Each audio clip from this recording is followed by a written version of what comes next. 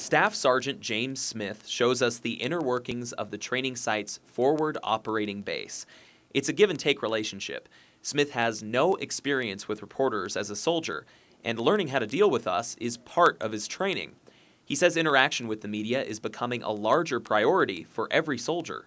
Give them what you can, because they're there. They might be there embedded with your unit or whatnot, and but at the same time, making sure it's another aspect on the battlefield to make sure they're safe.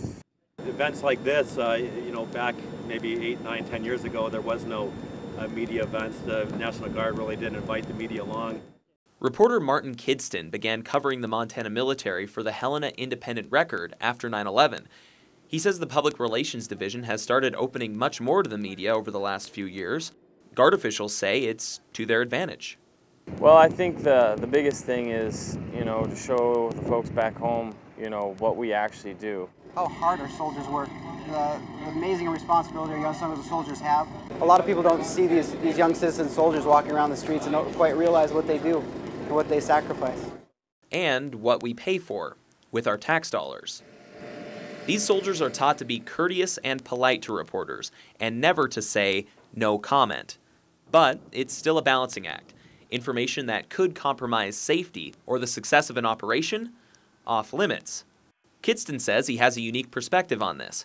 He served as a Marine during the Persian Gulf War. Being in the military, I understand the need to keep some information within the military itself until the time is right to release it.